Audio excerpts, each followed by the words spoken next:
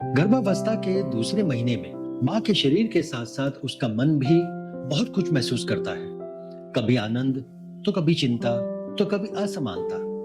और यह वही समय होता है जब चंद्रदेव का प्रभाव माँ पर सबसे अधिक होता है। चंद्रमा को मन, भावनाओं और मानसिक स्थिति का देवता माना गया है। इसलिए इस माह में कुछ विशेष वस्तुओं का दान करना न केवल धार्मिक दृष्टि से शुभ होता है, बल्कि यह माँ और गर्भ में पल रही शिशु दोनों के लिए मन की शांति, ऊर्जा और कोमलता और संतुलन लाने वाला होता है।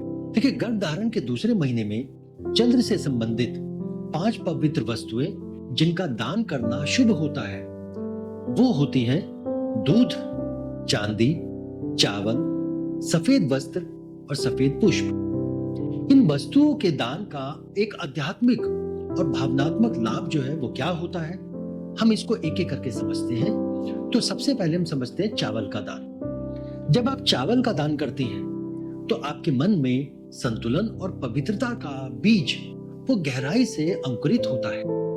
जब आप दूध का दान करती हैं तो यह आपके भीतर की ममता, पोषण और उपकार की भावना को सशक्त करता है और गर्भकाल की सबसे आवश्यक भावनाओं में से ये एक है। चांदी या सफेद वस्त्र का दान। जब आप चांदी का दान करती हैं या सफेद वस्त्र का दान करती हैं तो इसका दान यह भाव जागृत करता है कि मुझ में सब कुछ है, मुझे किसी प्रकार की कोई कमी नहीं है। यह भाव एक माँ के लिए अत्यंत आवश्यक होता है, जिससे वह भावनात्मक रूप से परिपूर्ण अनुभव करती है।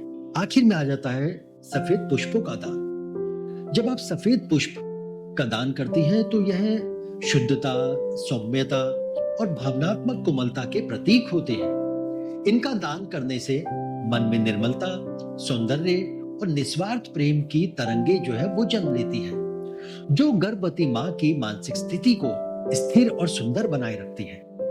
परंतु एक महत्वपूर्ण बात ये हमेशा जो है ध्यान रखिएगा कि गर्भवती महिला को कभी भी स्वयं दान नहीं देना चाहिए। अब क्यों नहीं देना चाहिए? देखिए, सबसे पहले शुद्ध और कोमल ऊर्जा की रक्षा करना। देखिए, गर्भवती महिला के भीतर उस समय एक नई आत्मा का विकास हो रहा होता है। उसकी ऊर्जा अत्यंत संवेदनशील और कोमल होती है। दान करने से एक जो एनर्जी होती है उसका ट्रांसफर हो जाता है और उस अवस्था में उसकी ऊर्जा शिशु के लिए सुरक्षित रहनी चाहिए। इसलिए कहा गया है कि दान उनके नाम से हो परंतु दे कोई और। अच्छा, दूसरा कारण क्या बनता है? नजर और संकल्प की रक्षा। देखिए, दान देने और लेने से दोनों के बीच ऊर्जाओं का आदान प्रदान होता है। यदि गर्भवती महिला स्वयं दान करे तो विभिन्न ऊर्जाओं का प्रभाव उस पर और उसके गर्भ से शिशु पर पड़ सकता है। इससे शिशु के स्वस्थ विकास में बाधा आ सकती है। और तीसरा कारण क्या है? संकल्प और शुद्ध क्रिया का पालन। देखिए, वैदिक परंपरा में यजमान और कर्ता का विचार होता है। जब पति या परिवार का कोई सदस्य गर्भवती महिला के नाम से दान करता है तो संकल्प भी उसी का माना जाता है, क्रिया भी शुद्ध बनी रहती है और गर्भ की पूर्ण सुरक्षा भी जो है वो सुनिश्चित होती है। तो इसका निष्कर्ष क्या निकलता है?